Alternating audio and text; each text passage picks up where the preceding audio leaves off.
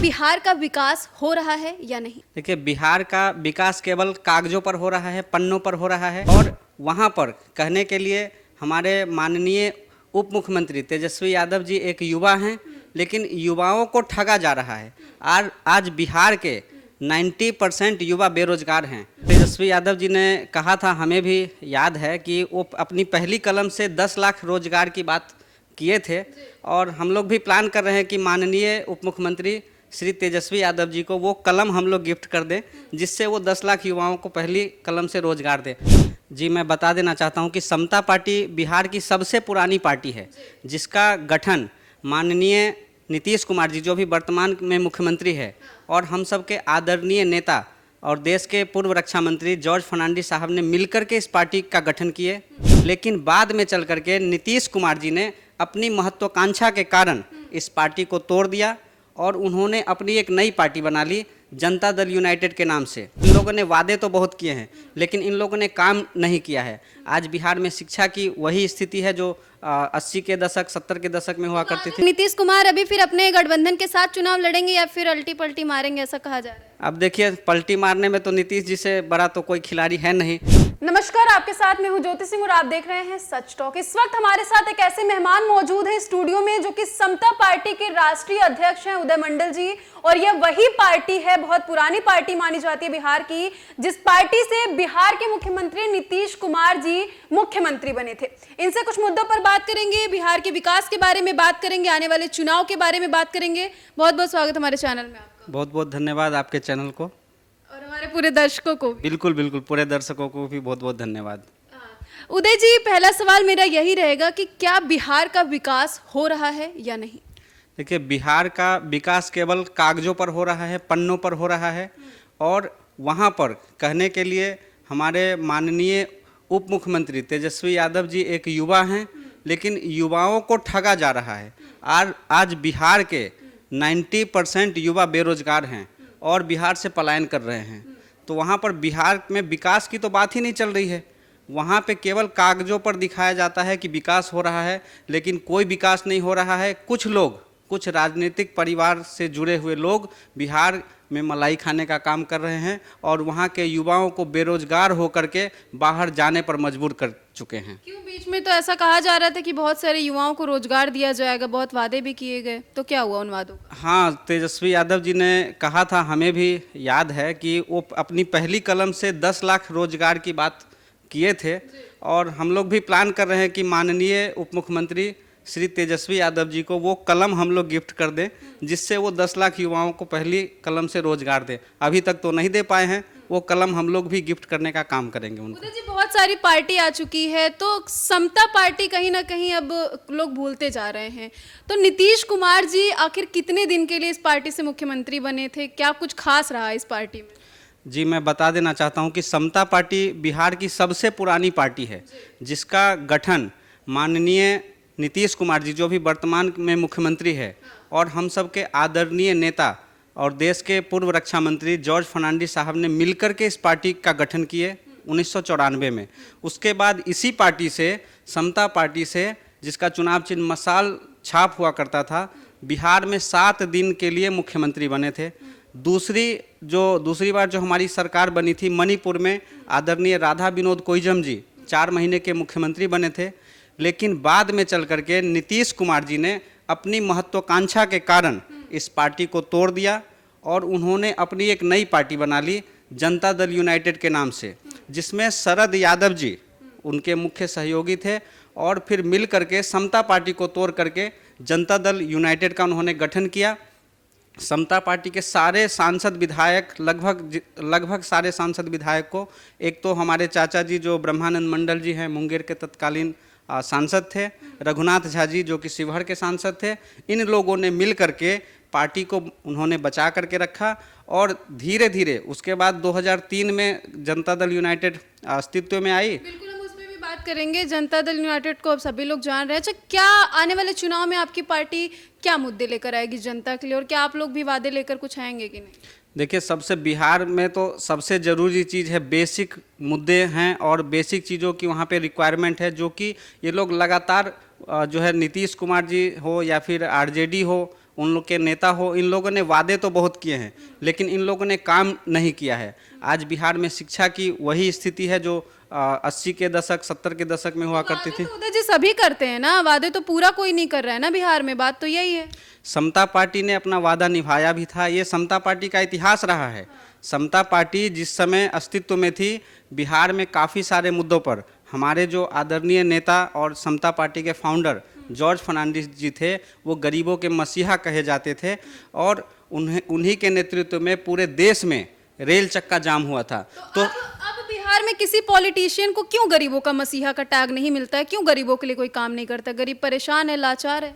अब देखिए वहाँ पर जो है कुछ लोग, ऐसा नहीं है कि सारे नेता खराब है, मैं खुद पॉलिटिक्स में हूँ, लेकिन मैं मानता हूँ कि वहाँ पर जो पॉलिटिक्स में जाते हैं और जो कुर्सी पर बैठते हैं, उनको कुर्सी पर बैठ करके आनंद मिलता है, पब्लिक के बीच में उनको जाने का मौका नहीं मिलता है।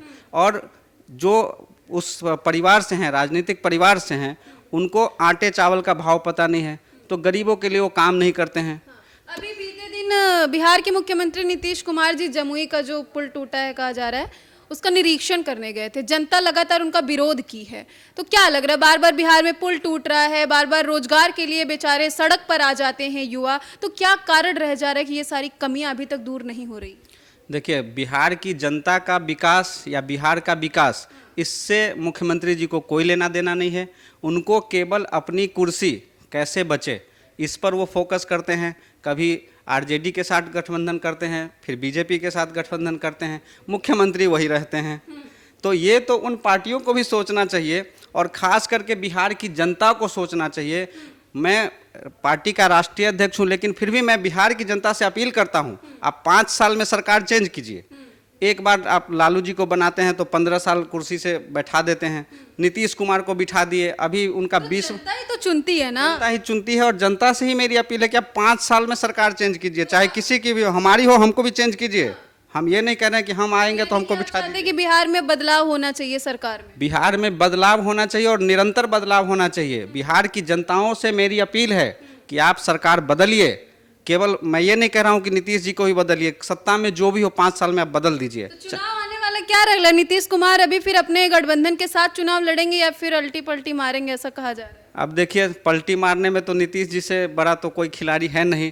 अब पलटी मारेंगे या नहीं मारेंगे ये नीतीश जी ही बता सकते हैं। तो कुछ आशंका आप भी लगा सकते हैं, उनको आप जानते होंगे बहुत अच्छे से। बिल्कुल, बहुत अच्छे से जानते हैं और हमारी पार्टी से थे, लेकिन उनके बारे में ये नहीं कहा जा सकता है वो कब किधर पलटी मार देंगे, ये कोई भी नहीं कह सकता है। उनके आजू बाजू में उनके जो राइट हैंड लेफ्ट हैंड है, उनको भी नहीं पता होगा कि कब क्या कर देंगे। तो फिर अब बचा कौन है, किसके साथ वो जा सकते हैं, ये बताइए क्या लग रहा है? बिहार में तो एक तरफ तो हमने पहले भी बोला है कि कभी वो आरजेडी में जाते हैं, कभी बीजेपी में जाते हैं, उनको जिधर फायदा मिलता है उस तरफ वो पलटी मारने का काम करते हैं। लेकिन कब क्या करेंगे वो केवल और केवल वही जानते हैं, दूसरा कोई नहीं जानता है। आने वाला है चुनाव, तो आप भी तैयारी में लगे हुए हैं, आप भी किसी पार्टी के साथ अपना गठबंधन करेंगे या फिर अकेले ही? समता पार्टी जो है, हम लोग एनडीए के साथ, बीजेपी के साथ 1994 से 2003 तक गठबंधन में थे। हम लोगों ने 2 राज्यों में गठबंधन में सरकार भी बनाई थी, समता पार्टी की सरकार, जिसमें बीजेपी हमारे सहयोगी थे। और अभी हाल ही में 2 दिन पहले बीजेपी के प्रदेश अध्यक्ष, बिहार के प्रदेश अध्यक्ष जी से मेरी मुलाकात हुई है और हम लोगों ने एक पत्र दिया है बीजेपी को कि गठबंधन में आइए, मिल करके लड़ेंगे और बहुत ज़्यादा हम लोग की रिक्वायरमेंट नहीं है। तो क्या लग रहा है कि आपका जो वहाँ पे गठबंधन में आइए, ये मांग वो लोग पूरी करेंगे? हमें आश्वासन मिला है और इसके लिए अभी उच्च स्तरीय बात दिल्ली में भी होगी। बीजेपी के कई बड़े नेताओं से अभी मुलाकात होनी बाकी है और लगभग जो है उम्मीद है, हम लोगों को भी उम्मीद है कि गठबंधन हो जाएगा।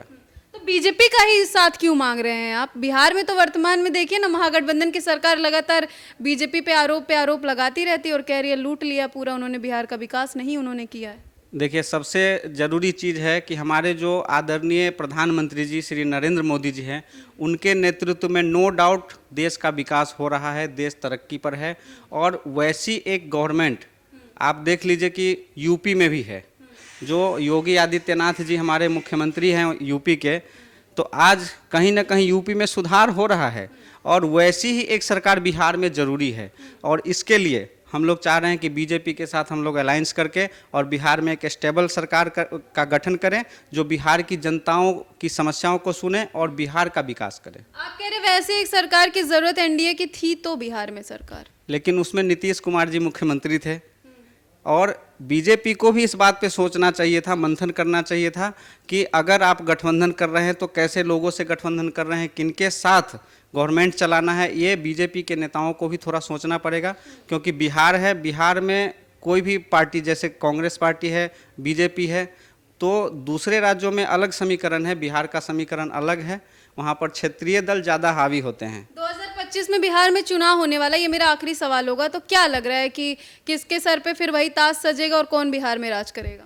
देखिए, अब ये चीज़ नीतीश कुमार जी खुद बोल चुके हैं कि ये मेरा आखिरी चुनाव है, तो हम लोग को लगता है और हम लोग चाह रहे हैं कि मिल करके बीजेपी की वहाँ पर हम लोग सरकार बनाएं, जो बिहार के विकास के मुद्दे पर काम करे। बीजेपी के साथ हम लोग सहयोगी की तरह काम करेंगे और हम लोगों ने पहले भी बीजेपी के साथ मिल करके एक मजबूत सहयोगी का काम हमने किया था और वही चीज़ हम लोग कर रहे हैं कि आने वाले चुनाव लोकसभा और विधानसभा में बीजेपी की देश में सरकार हो और 2025 में बिहार में बीजेपी की सरकार हो।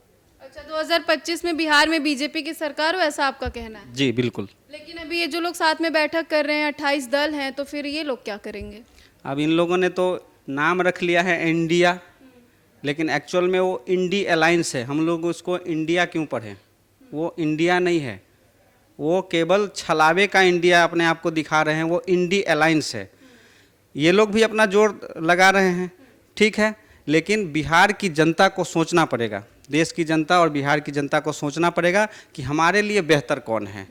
अभी यहाँ पर मान लीजिए कि उसी गठबंधन में एक और मैं मुख्यमंत्री जी का नाम लूँगा, दिल्ली के मुख्यमंत्री आदरणीय केजरीवाल जी, जो कि कभी लिस्ट लेकर के चलते थे कि मेरे पास लिस्ट है भ्रष्टाचार की, शीला दीक्षित के भ्रष्टाचारों की लिस्ट है, आज वो लिस्ट गायब हो गया है। तो ऐसे ऐसे लोग वहाँ पर जुड़े हुए हैं जो इंडिया अलायंस में है और आज बीजेपी की सरकार में देश तरक्की कर रहा है, इसमें कोई दो राय नहीं है। तो बिहार की जनता और देश की जनता को सोचना चाहिए और इस बात पे मंथन करना चाहिए कि बिहार में हम किसका साथ दें तो हमारे लिए बेहतर होगा। बिल्कुल, फिलहाल ये देखने वाली बात होगी कि आने वाले चुनाव में कौन बाजी मारेगा। हालांकि सब लोग अपनी अपनी राय रख रहे हैं।